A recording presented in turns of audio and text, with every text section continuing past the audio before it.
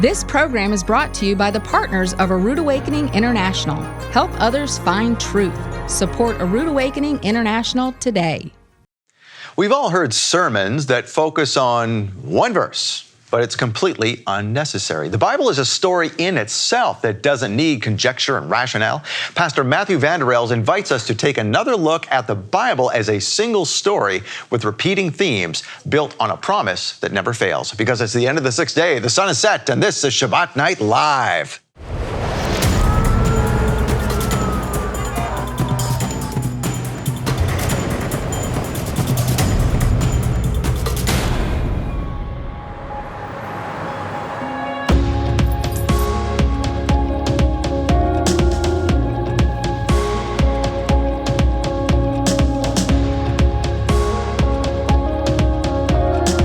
As they take this message out into the world. Well, Shabbat Shalom, Torah fans. Welcome to Shabbat Night Live with Michael Rood. We've all been there, sitting there in a church pew, listening to the pastor go on and on for an hour about one verse in the Bible. Sure, we like to, explore the word, but are we missing the forest for the trees? Yeah, the context. Yes, the context. Yes, we're going to get into this in a second. Matthew Vander Els starts in a new series tonight called The Patterns in the Bible. It's about how to see the Bible as one story and recognize its greater message. And speaking of patterns, the astronomically and agriculturally corrected biblical Hebrew calendar is a wonderful pattern of how Yehovah cares for us year after year. And today, as you can see on your screen, is the third Shabbat of the fifth month, also known as Av. Now, please welcome my co-host from whom you've already heard, the one and only Michael Rood. Thank you, Scott. Welcome, Michael. We just couldn't wait to talk about this, right? One verse. Who bases a sermon on one verse? Yeah, the imaginative, I think. Yeah, exactly. The people that make things up. Yep. And that's why you wrote the chronological Gospels in the order in which it is, right? Because we need to know context. The context, yes.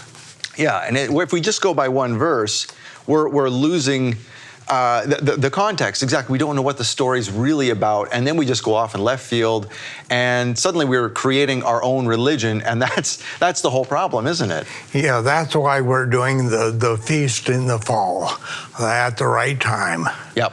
Because we need to put it in context with the rest of the year. Exactly. And I saw something the other day where I thought, we've been here so long, I've been here so long with you that now it just seems second nature to me that Yeshua's birth was at Sukkot. That's sort of a second nature type of thing. And I saw a ministry online the other day that was saying that, yeah, we observe the feasts and all this type of thing, and we choose, they said, to celebrate Yeshua's birth on Hanukkah. Oh, that's ridiculous. I was like, how can you choose? I mean, that's just like saying, well, then, the Easter Bunny's real and my birthday is in December when really it's this other month, That's good. Yeah, it's just, I don't know why they do that. It's ridiculous. Anyway, so to your point, yes, we're going to be celebrating the feasts in the fall when they're supposed to be celebrated. Yeah, so that's what we suggest for everybody. That it says in Exodus that 3 times a year we go to the place where Yahweh puts his name, and we celebrate a feast to him. It's not a Jewish feast. It is a feast to him. It's how we worship him. He wants his people to get together on those dates. And so we see, I said many years ago that Yeshua either fulfills the feast or he talks about it to tell us about what it is. And he does that. The Gospel of John tells us all about that. Right. He said, I've not written everything that could be written, but what I've written is that you may know that Yeshua is the Messiah. And how does he prove it? He shows them going up to each one of the feasts. Right. And I never knew that before. You had put it in plain language in the chronological Gospels where Yeshua's birth, death, so birth, life, death, second coming is all in the order in the feast. It's all there. Yeah, it is. In John chapter 1 is the record of Yeshua going up to Passover and what he did at Passover the first year of his ministry. And then in John chapter 5, it shows him going up to the feast of Shavuot. And that's John chapter 5. And John chapter 3 John chapter 3 tells us about him going up to the feast during the feast of Passover. And so John chapter 3 shows him at Yom HaBikurim, the day of first fruits. And then we go to John chapter 5, Shavuot. John chapter 6, it says it's at he feeds the 5,000 at Passover, but it's not really. It's really Yom Teruah, and that he's in the temple. In the synagogue. In John chapter 6, and he teaches about the resurrection and the last great day. And it's the only time you'll find that in the entire Bible, what he teaches that day. Interesting. Yeah. And that's why we celebrate those feasts, and we want to make a big deal out of them, which is why we're having an event right here. Yeah, that's right. For Yom Teruah. Where we're going to be teaching on the resurrection. That's something everybody wants to know about, because we all know somebody who's died.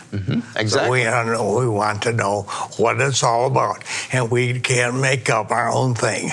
Yeah, so we're going to have a Yom Teruah event, and tickets, we have two options for people now. They can still join us in the studio. You're going to be here. Yeah, I'm going to be teaching on the resurrection. Okay. I've been waiting. I'm still alive, so I can do that. Seems to be a prerequisite. And Steve Siefkin's going to be here. He was teaching on the temple last month, which is great. And Matthew Vander Els, who's teaching this month on Shabbat Night Live. And a guy who you got really along with when he was here, and that was Jake Hilton. Jake Hilton, yeah. Jake really understood the importance of what it says in the Hebrew Gospel of Matthew, that Mary was her father's name was Joseph. Yeah, he gets that. He really studies your material. And you know how he found it? He was working for the LDS Church, and he went to a friend of his house. They were going to have a meeting, and his friend had one of your DVDs on his shelf. And that's how he got introduced to the Hebrew roots of his faith. Yeah, that's right. I went to the Mormon temple. I was in the hotel right behind the Mormon temple, and I spoke there with Nehemiah. I invited Nehemiah to come out, and we sold our material. And it's because we did that, this guy got the material, and Jake Hill got a hold of it. Oh, was that the backstory? I didn't know that part of it. Yeah. Oh, wow, fascinating. So that's all going to be at Yom Teruah, and there you see it's September 15 to 17, and we invite you to get your tickets online, or you can come here and meet with us. So it's all at YomTeruahCharlotte.com. You have two options there, and we'd love to see you here, but if you want to stay at home, we'll see you there. This is going to be the place, because YouTube is censoring everybody's stuff. They're censoring it. Tucker and everybody, they won't let them really teach what they want to say. And so everybody that comes here is going to hear the real facts. Absolutely. And what you get on YouTube, we can't guarantee. Yeah, it'll be fact-checked. We need to fact-check the fact-checkers. We'll be fact-checked according to the Bible if you come here. Absolutely. That's what we want you to do. All right. Thanks very much, Michael. Appreciate it. All right. So the Bible is a story in itself that doesn't need conjecture, doesn't need rationale. Pastor Matthew Vander Els invites us to take another look at the Bible as a single story with repeating themes built on a promise that never fails. Michael is next with the Kiddush. See you back here in 2 minutes.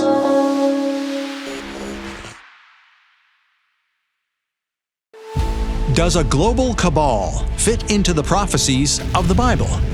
Or is it nothing more than a conspiracy theory concocted by overzealous believers? Does this situation we're in play into the Bible? Like, does a global cabal fit into the Bible in your mind? Absolutely, Scott. The New World Order, all of this is part of Bible prophecy. Author, teacher, and 20-year bioterrorism expert Mark Fulmer presents The Global Cabal, the mind-boggling depths of a plan to corral the world into a one-world government, straight out of the book of the Revelation. You won't find this teaching anywhere online, but we'll give it to you as our thanks for supporting A Rood Awakening International. When you donate $50 to this ministry in August, we'll send you The Global Cabal with Mark Fulmer on DVD or Blu-ray. Donate $100 and we'll send you The Global Cabal, plus an authentic replica of a half-shekel coin from the 1st century AD. Donate $300 and we'll send you the teaching, the replica half-shekel coin, plus a beautiful handcrafted glass and brass sculpture of the Hebrew word chai, meaning life. These gifts are a limited time offer from Michael Rood to thank you for your support. Make your donation today and receive the $50 gift, the $100 gift, or the $300 gift. Get these exclusive thank you gifts when you make a donation to support A Rood Awakening International, only in August.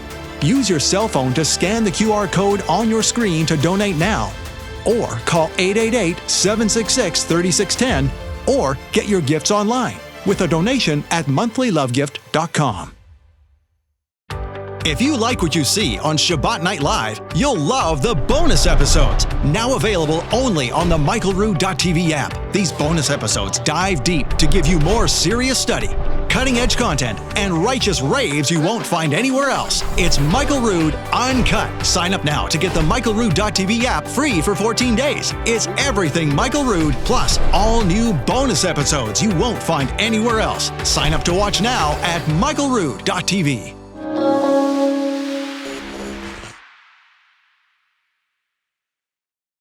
Peter, on the day of Pentecost, said that David, King David, was a prophet who saw beforehand the coming of the Messiah.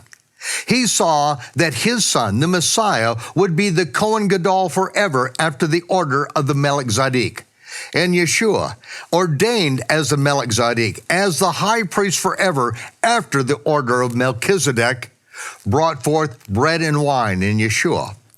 On the night in which he was betrayed, brought forth bread and wine and interpreted the very thing that Abraham saw so many generations before. Yeshua took bread and he spoke this blessing, Baruch atah Yehovah Eloheinu melech ha'olam, homotzi lechem min haaretz. And he broke the bread and he said, this broken bread represents my broken body, which will be broken for you. By my stripes you will be healed. Do this in remembrance of me. I'm paying the price. Then he took the wine and he said, Baruch atah Yehovah Eloheinu melech ha'olam, Borei peri hagafen. Blessed are you, Yehovah, our God, creator of the heavens and the earth, and the creator of the fruit of the vine.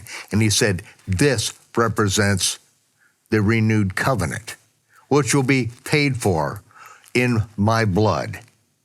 As often as you break this bread and you drink this cup, you exhibit what I've done for you, because I am making you priests and kings. I'm paying the price. Shabbat Shalom, priests and kings.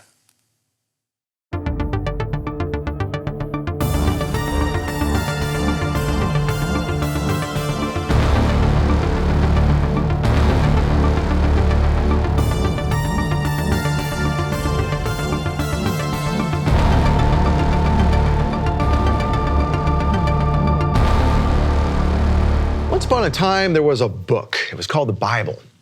And it's one book, and yet there are many books within it. And each one of those many books within it tells its own story. And yet, the entirety of the Bible tells a story, and there's more to the thematic connections than you think.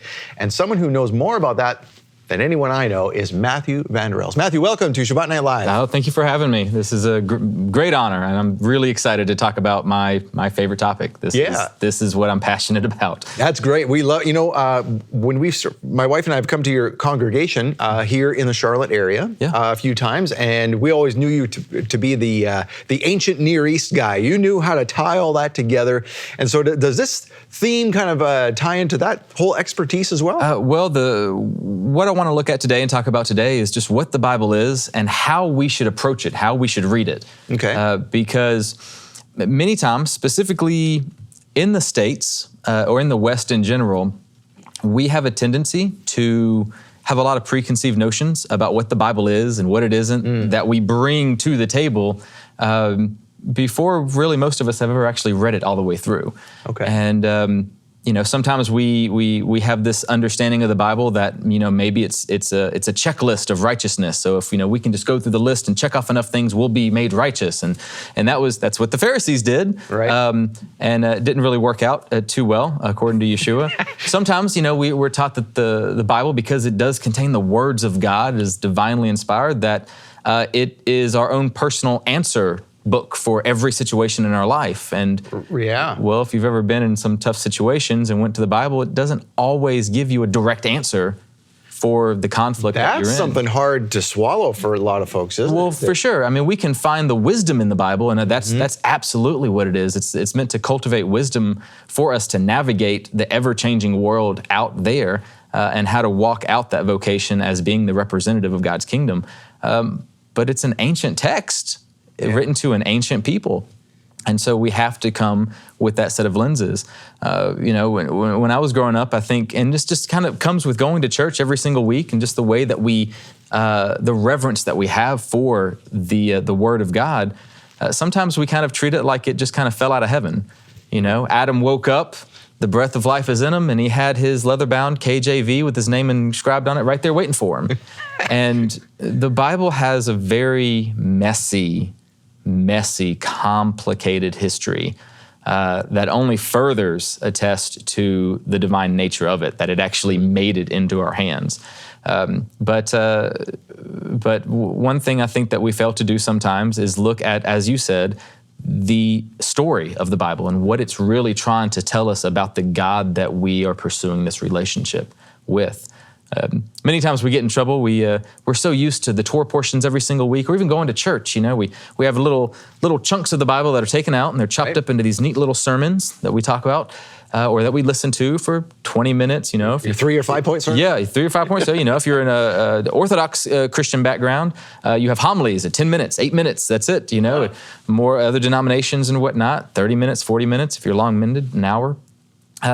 But that's it, and so we have this tendency to look at the little chunks of the Bible and not recognize the context of them. And sometimes we end up, I don't want to say misusing verses, but taking verses out of context completely and missing the point of what the verse was pointing to.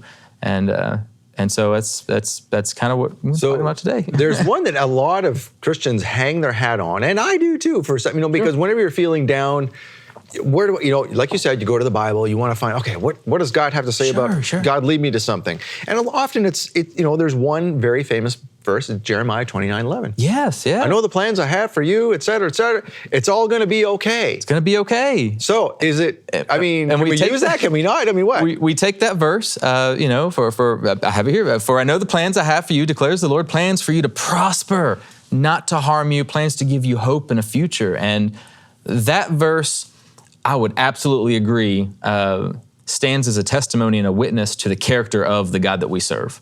I mean, we should find comfort in that. So that's one of the themes, like for example, that theme would carry through the Bible. Oh, for sure. This is the character of God. But that verse is not about you. It was not written to you. It was not written to me.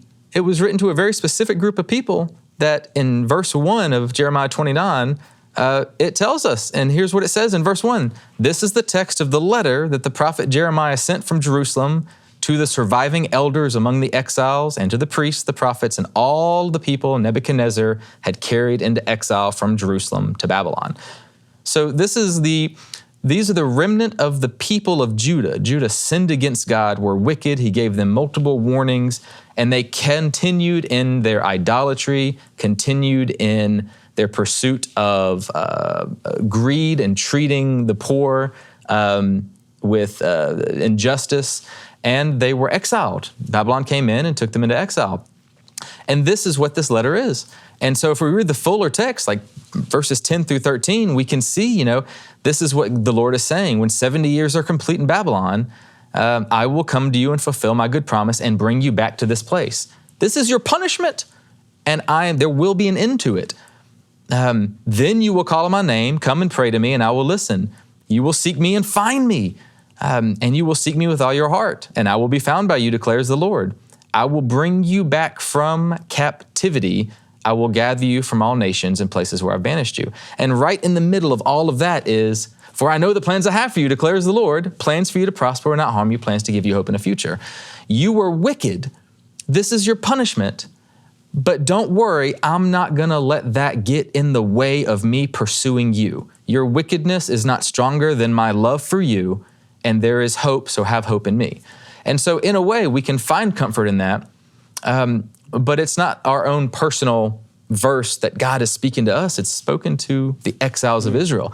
And it's not inappropriate to use that verse, as I said, for hope, but it's inappropriate to ignore this huge chunk of the story that is part of the grand narrative here, because this is a huge moment in the story that is only furthering the need and the yearning for a messianic king to come.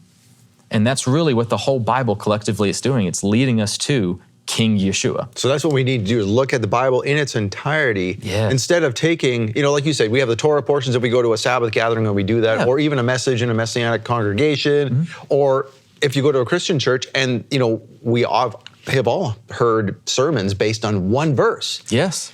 And would it be fair to say that the more microscopic we get with the Bible, the more we lose the context of what it's trying to say? We run that risk.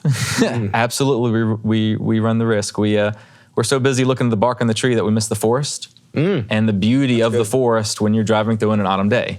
There is something grander that all of the trees are contributing to, and to you can look at the tree, but to take that out, I believe, does a disservice to the biblical authors and what they were trying to do. And even something literal, like you brought this up before the cameras came on, we were talking about this. Ezekiel bread. Everybody's heard of Ezekiel bread. Yeah. It's usually sold in the frozen section of the store, where it's made with these grains found in the book of Ezekiel. And even Sue Becker, who's been on the stage, has talked about the low glycemic index. Yeah, there you go. It's all very good for you. Nothing wrong with making bread out of that. And it always tastes so great. But it's not even that's taken out of context. So tell us what everybody's missing here about Ezekiel bread. For sure, Ezekiel bread's great, but their slogan is, of course, on the bread. It's Ezekiel 4:9, and we look at that and we read it, and it says something along the lines of, "It's a recipe. You will take wheat, barley, beans, lentils, millet, spelt, put them in a single container, and make them for bread for yourself." It's God speaking to the prophet Ezekiel, and that's great, right? But what we don't realize is that verse is a part of a chapter, and that chapter is part of a book. And so if we just read the rest of the verses, right? So chapter 9, we take all these ingredients, make bread for yourself, and here's what it says in the rest. You are to eat it during the number of days you lie on your side, 390 days. The food you eat each day will weigh 8 ounces, and you will eat it at the set times. Okay, this is a health diet that God's giving him. You will also drink a ration of water. You will eat it as you would a barley cake and bake it over dried human excrement in their sight, the Lord said. This is how the Israelites will eat their bread, ceremonially unclean among the nations where I will banish them. Wait. Yes. That's a bad thing. Yes, so we have this verse. This is great. We're going to use it to make bread, and we're going to market it and sell it, and this is wonderful. But the bread in the Bible, the context is it was going to be baked over human excrement, and it was going to be a symbol of God's wrath to the sinful Judah, the same people who were going into exile in Jeremiah. And so it's Ezekiel bread's not bad. It's great, good, healthy bread. But it's an example of sometimes how we view the Bible, in my opinion, unwisely. We take these verses out and and it gets us in trouble. and we miss the point. Yeah, Right? we miss the point. So there's, the story of the Bible is what this episode is called. So there's, as you have said, all these books come together, but there are themes that go through. Yes, there's lots of themes. So, again, recognizing the Bible. So if we take the very first verse of the Bible, Genesis 1:1, and it starts with, in the beginning. And we go to the very last verse in the story of the Bible, which is Revelation 22:5, and that's when John is finished with his vision, and then he gives a warning. It ends with, and they will reign forever and ever. So what other pieces of literature, and this is just how the Bible's presenting itself, and I think this is the point. This is, when I realized this, I fell in love with the Word of God on a level that I just cannot express. What other types of literature begin with, in the beginning, and end with, and they will reign happily forever and ever and ever? Narratives, right? Like books. Fairy tales, like Once Upon a Time. You could say fairy tales. Yeah. I wouldn't apply that. I don't believe the Bible's a fairy tale. Oh, no. But just that type of, it's telling a story. Yeah, for sure. All of it is telling a story. And I've heard some assert the Bible's very big, but when you have a narrative that is very lengthy, filled with all kinds of stories, generally you could call that an epic or an epic narrative. Some say that the Lord of the Rings series is a modern day epic. Right? And so you have multiple books, you have all kinds of stories of Gandalf and Gollum and Frodo and Bilbo and elves and halflings, humans and hobbits. But there's really only one story, and it's the supreme evil needs to be defeated by destroying this ring. That's the story. That's the point. But we also are found in all of these many stories of conflict and growth and defeat and victory that is building up and making the whole story clearer and weighty, if you will. And I believe that's how the Bible's presenting itself, and that's how we should approach it. Not as a fairy tale story, but as a narrative that was crafted intentionally with themes, with hyperlinks, with these motifs that echo through the entire structure of the book, if you will. And so that's what Michael calls it too, the hyperlink. He says it's hyperlink. the most hyperlinked book in the world is the Bible. Yes. And what's a hyperlink? It's a little link that has a text on it, right? Yep. It's a text, and when you click it, you know it's going to give you everything, or it's going to take you to another page. But there's just a little section of text there that represents the whole page. And these are the authors across, even though the Bible was written across 1,500 years, all of these different authors hyperlink each other to reinforce and connect their stories and their experiences of God with the rest of the narrative. And it's beautiful. It's absolutely beautiful.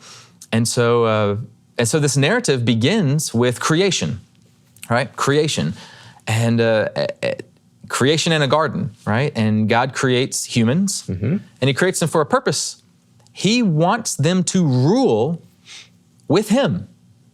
He wants them to rule alongside him. That was the original intent, I guess, That's right? it. These Adam and Eve. They are made as his images, which is a whole nother and message. No sin, everything's perfect, nobody's sin, going to die. everything's Right? Exactly. Yeah. But mankind, humans, we do what we do, and we choose to eat of the fruit of determining good and evil for ourselves, making our own judgments outside of God's wisdom, justice, his reign. And of course, that leads to the fall. And instantly the result is what? Shame, distrust among this married couple, pushing themselves away from God completely and entirely. And it says that Eve saw the fruit, she took the fruit, and she gave it to her husband. And that's one of the theme, that's one of the patterns right there, that phrase, those elements right there. She saw, she took, she gave to her husband. And then it says that Adam, he's cursed, or the land's cursed because he listened to the voice of his wife. And these are all elements. The biblical authors did not have to put those details in there. They didn't even have to tell this story. God wants to be with you. He wants to dwell among you. This story is not required, but it's there to set up the rest of the narrative, right? Because we'll see that it continues repeating. And if you notice, when Adam and Eve, first humans, they're sent out of the garden, do you know which way they go? They go It's to the east. East yes, of Eden? It's to the east of Eden, out of the garden. The door of the tabernacle faces east. The door of the temple faces east. East is the direction that goes away from God's presence, right? And so they go out toward east, and then they have these sons, and one of the sons makes a judgment call. He determines what is good and evil for himself, and he murders his brother. And then this son goes and makes a city, and it's a city of murderers. I mean, it's just violence erupts on the earth. Why? Because everybody is looking at each other, judging, condemning, that's right, that's wrong, that's right, that's wrong. I'm the one that's right, you're not. But when everyone does that, it's constant conflict. There's even Lamech. He sings about how many people he kills.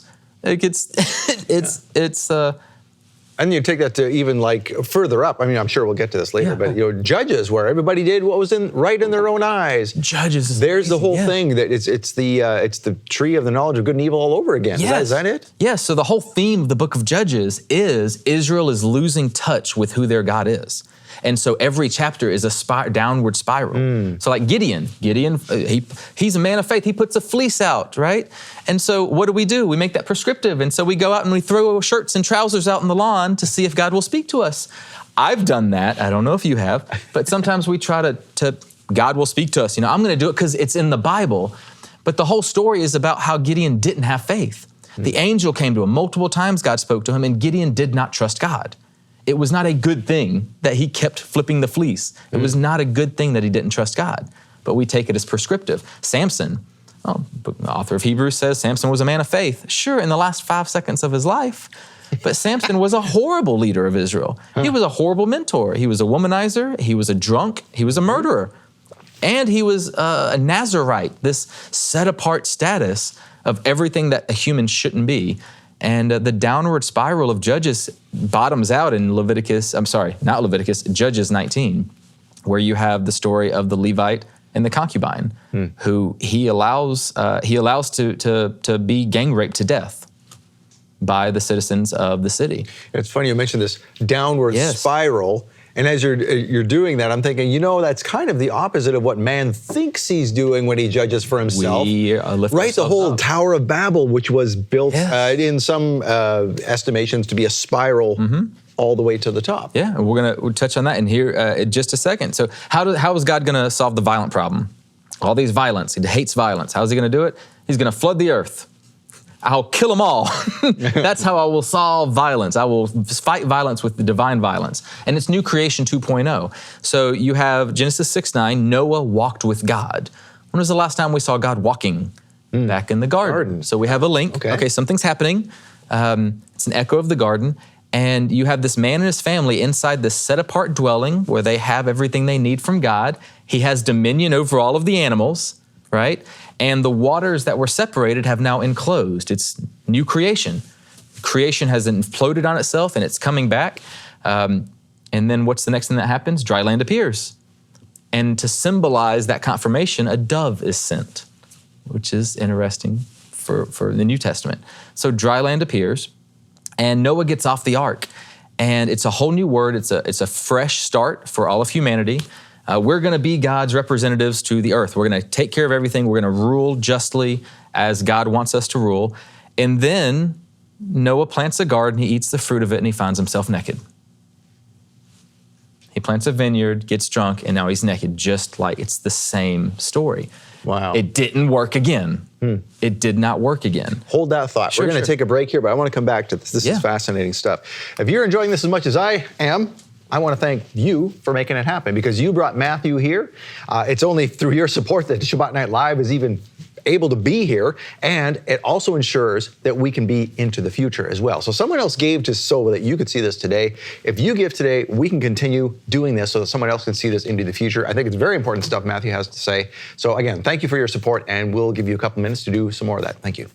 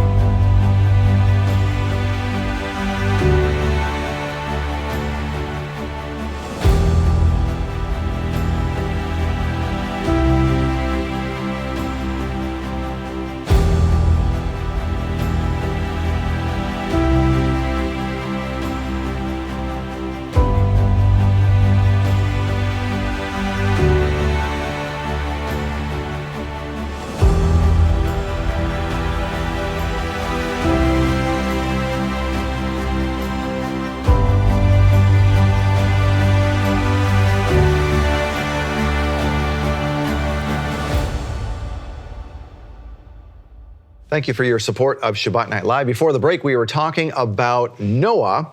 And when he ends up being naked, that's thematically connected to Adam and Eve in the garden. And we were talking about that with Matthew Vander Els. Again, Matthew, thank you for joining us. And before we move on, I want to make sure that folks know that if they ever come to the Charlotte area, I mean, Michael does not have a congregation, but you do. Sure. And if they're going to come to Charlotte, they can go to where you are. So where are you? What's the website where people can find out more about what you do? Sure, yeah. The name of our fellowship is Founded in Truth Fellowship, and you can find more information at foundedintruth.com. So we're diverse fellowship, lots of children, lots of families, and I'm very blessed to be a part of the community. Now, is that in Fort Mill or Rock Hill? It is in Rock Hill. Rock Hill, South Carolina. Okay, very good. Just a few miles south of Charlotte. All right, great. So folks can learn more about what we're talking about here when they come see you. And so we're talking about Noah. He ends up naked, and then bad things start to happen. Oh, for sure. Yeah, bad things happen. So Noah is this second attempt of God creating the world. And so that's the thing, we look at the creation story, Genesis 1, as if we tend to look at it and try to make it into a more modern explanation of creation. And I'm not compelled to do that. I look at it if it's a part of the story, what's the point? And the climactic point of Genesis 1 is the creation of mankind dwelling with God. Okay. So the point of Genesis 1 is that God is creating a place that he can dwell with man. That's what he wants. He wants to be in community with mankind. That's the heart of God. And so that's just what you see. So we have this creation, mankind eats of the tree of determining good and evil for themselves, which only supports our selfish intentions and pursuits in life at the expense of others. And so he resets the world. The waters cave in, the waters split again, dry land appears. We have Noah, who has dominion over the animals, come out. He plants a garden or a vineyard, eats the fruit, and finds himself naked, which is a hyperlink back to mankind. So he eats the fruit just like Adam and Eve ate the fruit. In a sense, in the story. And the story's connected. Okay. Different fruit, of course, totally different. Of course. And there's no talking snake in the in the Noah story, but regardless. And so we're going to see that theme of mankind continually not reaching for the tree of life, which Proverbs 3 says is the wisdom of God, the connection with God. They keep reaching for the fruit that tastes good for me and makes me feel. Human ambition, even today, we're reaching for the golden ring. We're reaching for our next dog eat dog, dog right? eat dog world. Dog eat dog. And so that's where we leave off. And so we move on to after the flood takes place. Of course, the ark lands and so on and so forth. Everyone gets out, and then in chapter 8, Noah presents an offering to the Lord, and God smells it, and God is moved, and He says in verse 21 of chapter 8. Listen to the narrative and how the biblical authors phrase this. God smelt the sweet savor, and the Lord said in his heart, I will not again curse the ground any more for man's sake. For the imagination of man's heart is evil from his youth.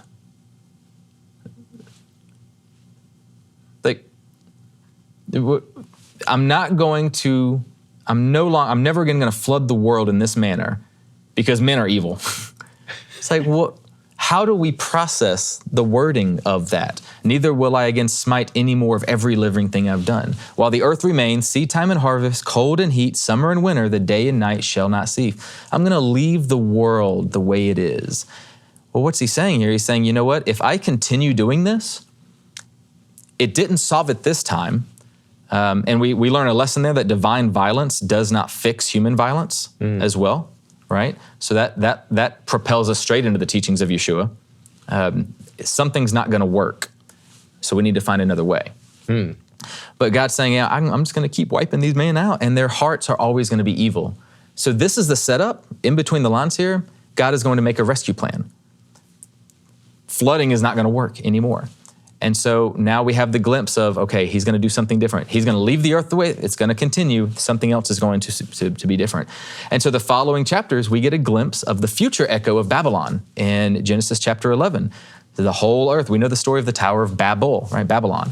The whole earth was in one language and one speech. And it says here in verse 2, remember we talked about eastward? It came to pass as they journeyed from the east. This is speaking about all the nations that have erupted since Noah. It came to pass, all these people of the earth came from the east. So they're walking away from the presence of God, just like Adam and Eve, away from the temple. And they found the plain of Shinar and dwelt there. And they said to one another, let's build this big thing. Let's put bricks on top of each other. Let's build a city, a tower whose top may reach the heavens. We're going to build this huge big city and tower, lest we be scattered abroad. So we had this pursuit. And so, Scott, have you ever read something in the Bible that kind of made you smirk or made you laugh, but then you were like, maybe I shouldn't laugh because it's, it's Bible. So I guarantee you, the authorship of the Bible, if there is an emotion that you have when you read one of the verses, even if it's laughter, it's intentional. I'm convinced of this. There is humor, dry humor. All Book of Jonah is a dark comedy. But right here in verse 5, so you have these people, they're going away from the Lord, if you go east. They building this huge tower and city, verse 5. And the Lord came down to see the city and tower which the children of men builded. So here's what it's saying. They're building this big thing that they're real proud of, and God's in heaven and he's looking. What's that? What is that? He has to come down. What is this? What is coming down? Like as if he has a magnifying glass. What is this thing that they're doing? Oh, that's a cute little city and tower. I'd hate for something to languages, So it's just a piece of humor there that God had to come down from heaven to see this massive thing that they thought they were building. It's just neat. But so now all nations are scattered. And this is when the macro view of the narrative ends. So Genesis 1 through 11, everything's dealing with the world, with big cities, with big people groups, everything. Chapter 12, this camera view zooms in. And it zooms all the way into one man, Abraham. So now God chooses a man by the name of Abraham.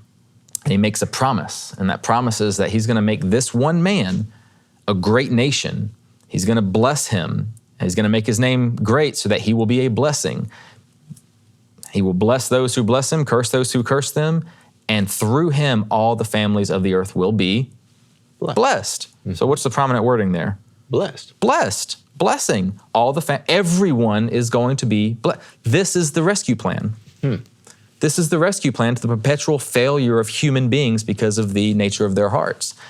God's going to have a rescue plan that's going to come through Abraham. That's how the blessing of God is going to reach everyone like it was intended to in the beginning. Right? So how does that, and maybe we'll get to this later, but I'm curious now because when Jehovah is angry with the Israelites, he says, Moses, I'm going to kill them all. Start over with you. Is that another connection to Abraham type of start over with you type of thing, and you will be a great nation? And that is the inference there. There is a reason why that takes place as part of the narrative. I don't have time to go into it right now, but yes, it's among the same theme. Okay, and it also brings God in the text. It also, the impression it should have on us is that God is approachable. We, according to the text, God wanted this story that way. We have grounds to negotiate or even argue with God. Look at the Psalms of Lament. Whole Psalms of people cursing God, calling him a liar because of the things that took place in their life. There is a place where God wanted those in there to know that he's close. He wants us to talk and speak to him. There is a relationship there. But yes, the same thematic theme, absolutely. And so God promises Abram and Sarai, what's he promise them? They're going to have a lineage, and the blessing is going to come through them. They're going to have children, if you will, the seed. But what's the problem? There's a problem with the promise of Abraham and Sarah having children. They're old. They're old. Yeah. And they're not just old, they're old. Like old. And Sarah has doubt.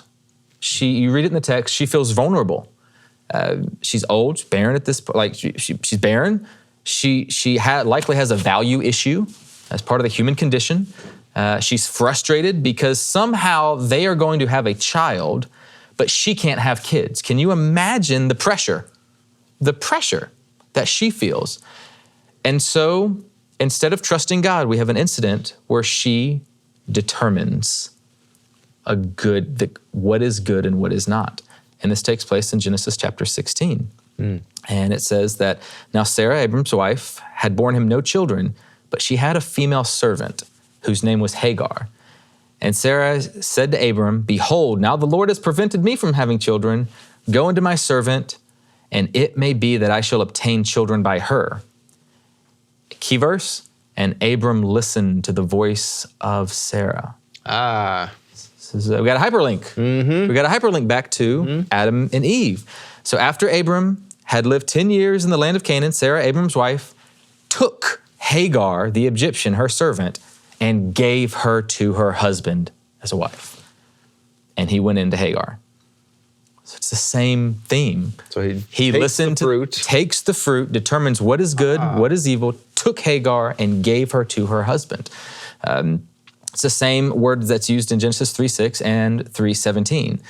Instead of trusting, Sarah assumes herself to be God in this situation, to discern what is good and evil. And in doing so, she devalues Hagar, her servant, into an object to be controlled instead of a human being, in order to participate in God's promise. So there again, thinking for ourselves, thinking we know better. Yeah. We will, this is good even if it's at the expense of someone else. It's the fruit, if you will. Yep. That's the fruit. We have the same occurrence, but it's an inversion of it. It's when Abram actually takes a hold of the wisdom of God, the trusting of God. And this takes place in the Akedah, Genesis 22, when, of course, God commands him to take his son up to the mountain, kill Isaac. It's a disturbing story. And it says, on the third day, Abram lifted up his eyes and he saw the place from afar. And he took the wood and the son and he laid it on Isaac his son and he took him up with the fire and the knife. And of course, God says, hey, he's about to kill Isaac. Don't do it. Don't do it. And now I see that you have trusted me. And then a repeat of that incident takes place in 13, except for it's not his son, it's a ram. And Abram lifted up his eyes and he saw again the ram. And he took the ram and offered it as a burnt offering. And so we still see this not taking the fruit, but taking of the tree of life, if you will. He was obedient. He trusted God. He took hold of the tree of life, staying loyal to God. And after this, God immediately reaffirms, through your seed, my rescue mission is going to take place on the earth. Now, of course, the story of the Bible continues. We have Abraham has Isaac, Isaac has Jacob, 12 tribes. They go to Egypt. They become more numerous in Egypt. They're enslaved, and we know the Exodus story. God redeems them. He brings them all out. He makes a covenant with them at Mount Sinai. The commandments, the ethic of God are unleashed among his people. And they go into the land, and then we see the incident with the book of Joshua, and then Judges. They start spiraling down very quickly. And then we have the kings in the Samuel accounts. We have Saul, David, and Solomon. And David is a man after God's own heart who murders the husbands of women he sexually exploits. I mean, it is what it is. Right, yeah. David is an amazing character as he's depicted in the Samuel accounts. But David wants to build a house for God later in his life. And of course, you can't. You have too much blood in your hands.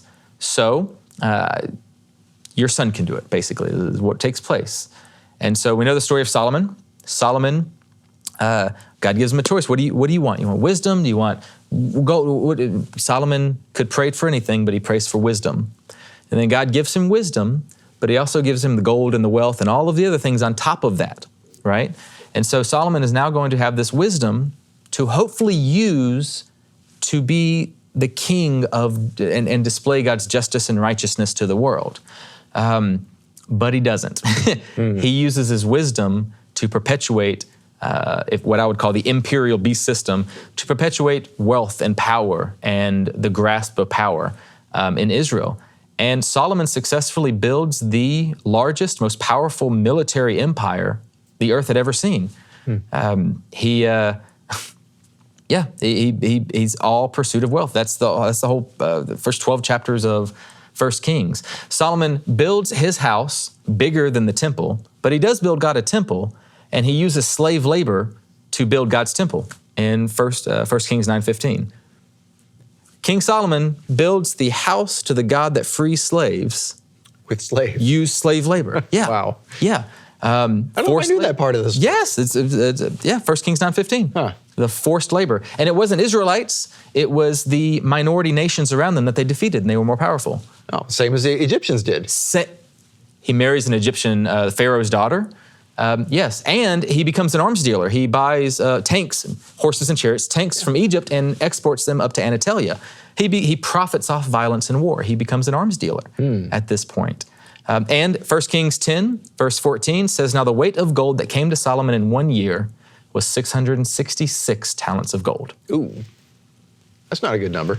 It is not a good number. And I'm compelled to believe that what John's saying in Revelation with Rome and all future empires, these collection of people that grasp for power, is antithetical towards the kingdom of God.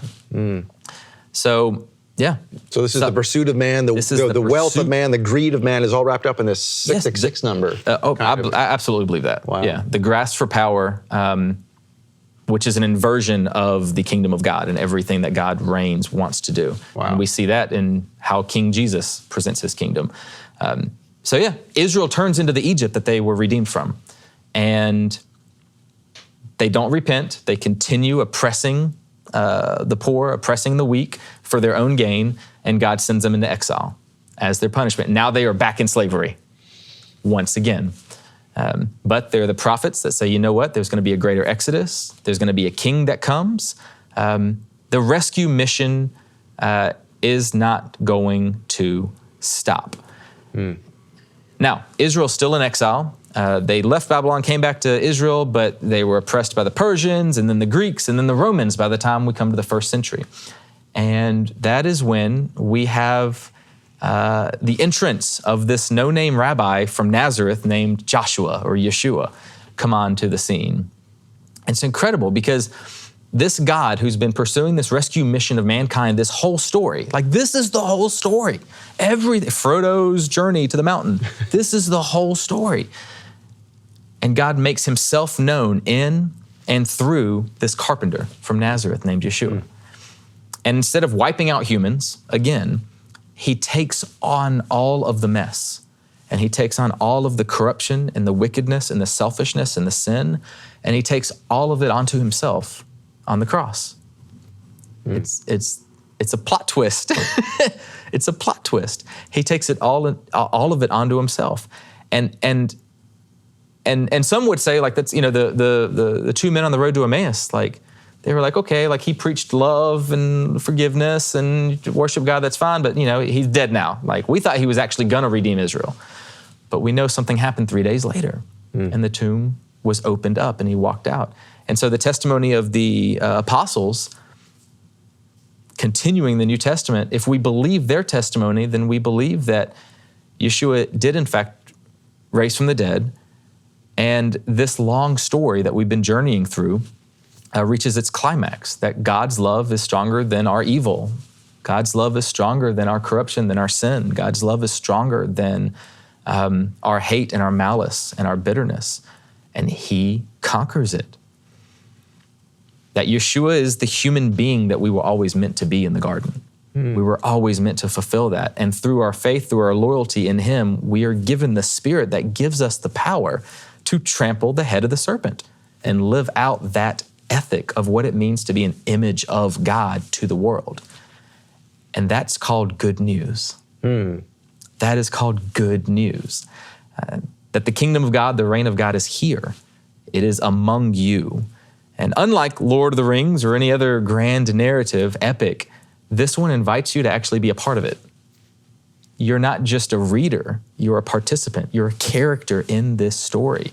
This story doesn't remain on the pages of paper with ink. The story is one that is living and breathing and working in us even now. And we get to be a part of it if we choose to. Wow. And that's something that is so special to me, that is the good news. So the perfection that Yehovah always planned on can be in us, and we don't have to go looking for it. We don't have to go taking it. Yes. And all that. It was given to us. Is that maybe the part of the narrative too? It's built on trust. It's built on obedience. And it's built on loyalty and allegiance to the King and not usurping that. And I think that's what it means to be a follower of Yeshua, is yielding the power of the grasp of power aside. That's why he's pray for your enemies. Don't slap, someone punches you or presses you. No, you don't take a sword out and stab them. That is how the world operates, and it does not work. You pray for them, you bless them, you forgive them. You endure evil to extinguish it so it's not perpetuated, is kind of what we're shown. And we're shown that in the example of the cross. Forgive them, Father. And it's so easy to say, it sounds so hippie. It's hard. It's a hard thing to implement a type of kingdom that the world thinks is foolishness. But that is the type of kingdom that brings forth the new creation and changes the world. Wow. Matthew, there's a lot more. I have 4 pages worth of stuff we want to get to here, and we did not get to all of it today. So would you come next week? Absolutely, yeah. Okay, that would be great. So Yeah, we're going to talk honored. about we're going to talk about the Sabbath next week. We are going to talk about the pattern of the Sabbath in the Bible. Wow. And it's much bigger than just a day of the week. Okay. It's a foundation. It's awesome. All right. Well, as you enjoy the rest of your Sabbath, join us next week. Join Matthew here next week. Thank you for, again, joining us. And until then, we will bid you Shavua Tov. See you then. Shalom, Torah fans. Give this video a thumbs up and share it with a friend. Tap the subscription button and the bell icon. And I promise to update weekly with in-depth biblical research. Be sure to download the new michaelrood.tv app for both mobile and home devices for even more commercial-free content.